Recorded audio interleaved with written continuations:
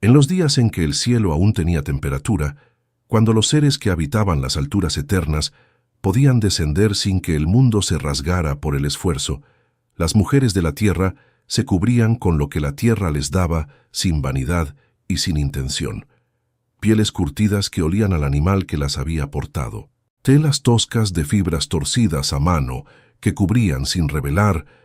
que protegían sin declarar, que cumplían la función elemental de separar el cuerpo del frío y de la mirada de los otros sin añadir ninguna capa de significado que la trascendiera. Las mujeres de aquella era eran funcionales en su apariencia, como son funcionales los árboles y las piedras, sin conciencia de que la apariencia pudiera ser otra cosa que lo que ya era. Todo eso terminó la noche en que Azazel miró a Naamá. Ella estaba al borde del río, lavando telas en el agua fría que bajaba desde las montañas del norte, y la luna estaba llena y proyectaba sobre el agua un reflejo que hacía que las cosas parecieran tener bordes de plata. Azazel la vio desde arriba, y lo que vio no fue solamente una mujer hermosa. Vio potencial, vio en los gestos de sus manos sobre las telas,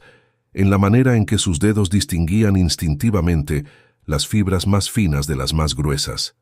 la materia prima de algo que en los cielos tenía un nombre que en la lengua de los hombres se traduciría como la que podría saber.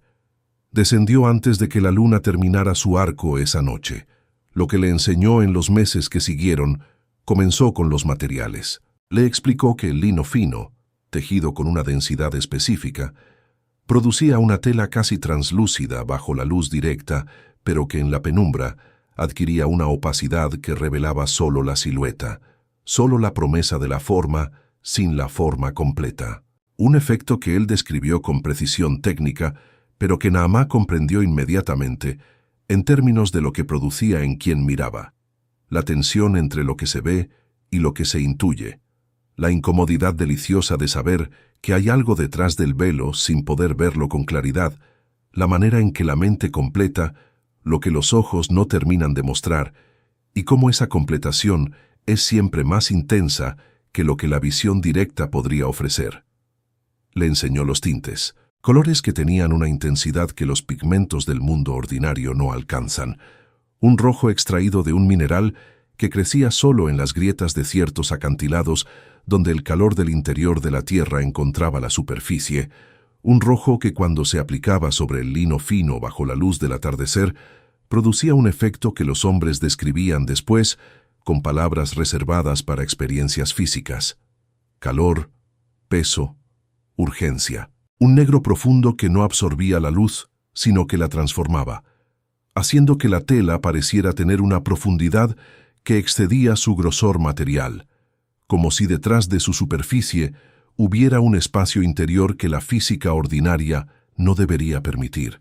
Pero fue cuando Azazel comenzó a enseñarle los usos del adorno corporal directo, cuando Naamá comprendió la magnitud completa de lo que estaba recibiendo. Le mostró el col, una sustancia oscura y densa que los pueblos del gran río del sur conocían en formas primitivas,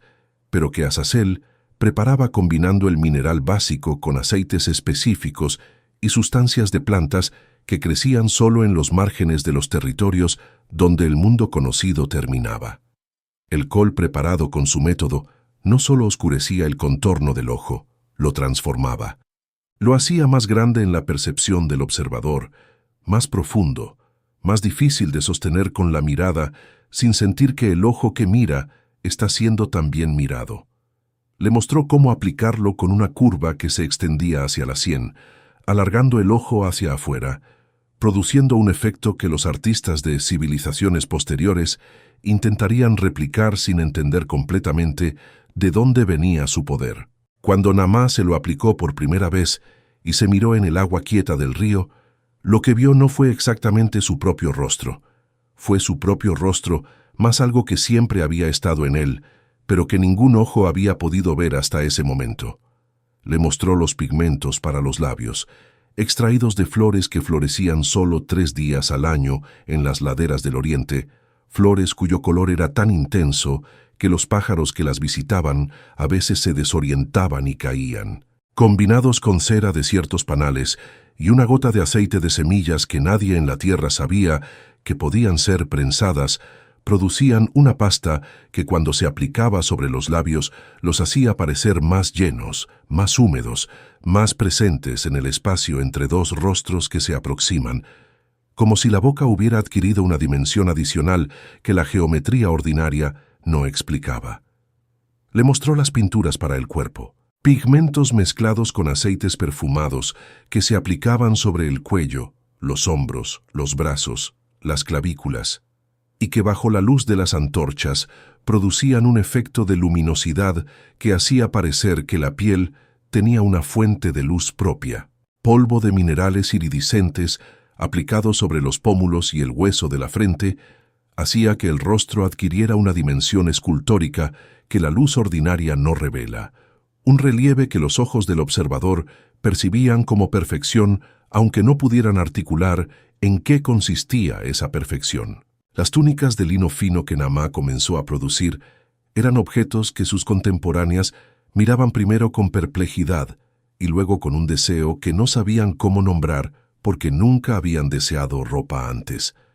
Estas túnicas caían siguiendo la forma del cuerpo en lugar de ignorarla, siguiendo las curvas con una fidelidad que hacía que la tela pareciera saber dónde estaba. Tenían aberturas estratégicas en los lados que cuando la portadora caminaba, revelaban brevemente la longitud de la pierna hasta la cadera y luego volvían a cerrar esa revelación, produciendo en el observador la misma tensión entre lo visto y lo intuido que el lino translúcido producía bajo la luz directa. Tenían escotes construidos cuidadosamente para dirigir la mirada del observador en una trayectoria específica que Azazel le había descrito con la precisión de un maestro que conoce exactamente lo que cada línea produce en quien la sigue con los ojos. Los cintos que fabricaba eran de cuero trabajado con la suavidad de la piel más fina,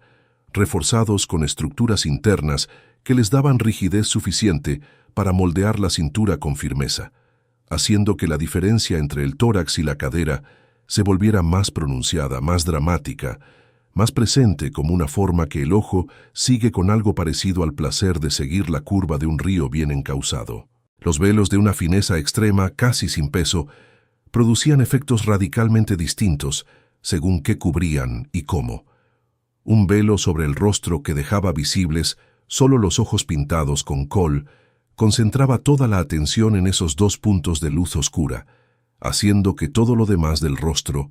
oculto pero imaginado, adquiriera en la mente del observador una perfección que el rostro real nunca podría sostener. Se perfumaban con resinas de árboles remotos, combinadas con aceites florales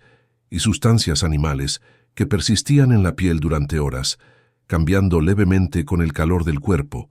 volviéndose más íntimas con el tiempo, como si la fragancia se fuera acercando gradualmente a algo más personal y más secreto cuanto más tiempo llevaba en contacto con quien la portaba. Los vigilantes que aún no habían tomado mujeres entre las hijas de los hombres encontraron en este nuevo mundo de las mujeres adornadas la última presión que necesitaban para dejar de vacilar, porque ahora las mujeres portaban en sus cuerpos y en sus rostros una gramática del deseo construida específicamente con los materiales del deseo, diseñada por alguien que sabía exactamente qué cuerdas tocar y en qué secuencia para producir el estado que se buscaba producir. No era natural, era arte. Y el arte del deseo, cuando es ejecutado por manos que saben lo que hacen, es considerablemente más poderoso que la belleza natural, de la misma manera que una flecha bien lanzada es más mortal que una piedra bien colocada. Las concubinas de los señores Nefilim vestían telas con los tintes más intensos sobre fibras que solo existían en las regiones más inaccesibles del mundo. Usaban collares de oro trabajado por Tubal-Caín, el hermano de Naamá, en formas que creaban sobre el pecho una geometría de líneas que el ojo seguía hacia abajo con la misma inevitabilidad con que el agua sigue una pendiente. Aretes de un peso y longitud calculados para producir en el lóbulo una tensión que inclinaba levemente la cabeza, dando a quien los llevaba un porte que los observadores llamaban orgullo, pero que era el resultado simple de una masa determinada ejerciendo fuerza sobre un punto preciso del cuerpo. Se pintaban los párpados con polvos de colores que no existían en la paleta ordinaria. Verdes extraídos de piedras de cobre oxidadas, azules del mineral que los mineros del este llamaban el cielo cuando está más lejos, dorados tan finos que flotaban en el aire al aplicarse y se depositaban sobre la piel con la uniformidad de la luz misma, sin bordes ni transiciones abruptas. Enoque caminaba por las ciudades de aquella era y veía todo con los ojos que su relación con lo alto le había dado. Veía a las mujeres en los mercados y en los templos, vestidas con los colores imposibles del conocimiento de Azazel, pintadas con sus pigmentos, perfumadas con sus fragancias. Eran más hermosas que cualquier generación anterior había sido, con una hermosura que era real aunque fuera construida, que funcionaba aunque fuera intencional. Y veía también lo que esa hermosura construida estaba haciendo con el tejido del orden que sostiene las relaciones entre los distintos niveles de la creación, cómo estaba acercando entre sí cosas que debían mantenerse a cierta distancia para que el mundo funcionara como fue diseñado para funcionar. Fue a Naamá una tarde cuando el sol estaba en ese ángulo que hace que todo parezca estar hecho de un material más valioso que el que en realidad lo constituye. La encontró rodeada de aprendices y de materiales, vestida con una de sus propias creaciones, una túnica en ese azul que tiene el peso de la urgencia, ceñida con uno de sus cintos de cuero trabajado. Tenía sobre los labios el rojo de las flores de 3 días y sobre los pómulos el polvo iridiscente, y sus ojos pintados con col miraron a Enoque con la calma de quien sabe exactamente el efecto que produce y ha hecho las paces con ese saber. Enoque le dijo sin preámbulos que el registro de cada prenda y cada pigmento que había entrado al mundo, a través de sus manos, estaba siendo hecho en los libros que no se apagan, que el juicio que se aproximaba era el juicio de una acumulación, demasiado conocimiento entregado demasiado pronto a seres que no habían tenido el tiempo para aprenderlo sin que los cambiara de maneras que el orden original no había previsto. Naamá no bajó los ojos pintados. Le respondió que ella había recibido lo que le dieron y había hecho con ello lo que sus manos sabían hacer, que las mujeres que habían aprendido de ella eran más ellas mismas con ese conocimiento que sin él, que saberse hermosa con una hermosura que uno mismo ha construido es una forma de poder que ningún hombre había tenido el derecho de negar a las mujeres de la tierra y que ningún juicio cósmico podría borrar del registro de lo que había existido. Las aguas vinieron, y con ellas se fueron los talleres y las telas en sus colores imposibles, y los recipientes de col, y los polvos iridiscentes, y las resinas de los árboles remotos. Se fueron las manos que sabían, y los ojos que habían visto hacerse la hermosura desde el principio. Lo que sobrevivió fueron fragmentos, la memoria de que había habido colores que pesaban, la intuición de que la mirada puede ir en 2 direcciones si los ojos están preparados, el instinto de que la cintura ceñida cambia algo en el espacio entre 2 cuerpos que se aproximan. Estos fragmentos viajaron en la memoria de los que cruzaron el agua y se distribuyeron por las civilizaciones que vinieron después. En Egipto, donde las mujeres delinearon sus ojos con col sin saber completamente por qué ese gesto tiene el poder que tiene. En Babilonia, donde los perfumes se convirtieron en ciencia sin entender del todo la lógica que seguían. Solo Enoque lo sabía completo, y lo había escrito todo en las tablas que llevan su nombre, no como condena sino como registro, porque el registro de lo que fue es también una forma de respeto hacia lo que fue, y lo que fue, aunque fuera transgresión, aunque fuera el producto de un conocimiento que no debía haber descendido cuando descendió, había sido también hermoso, con una hermosura que el diluvio podía cubrir de agua, pero no podía decirle que no había sido real mientras duró.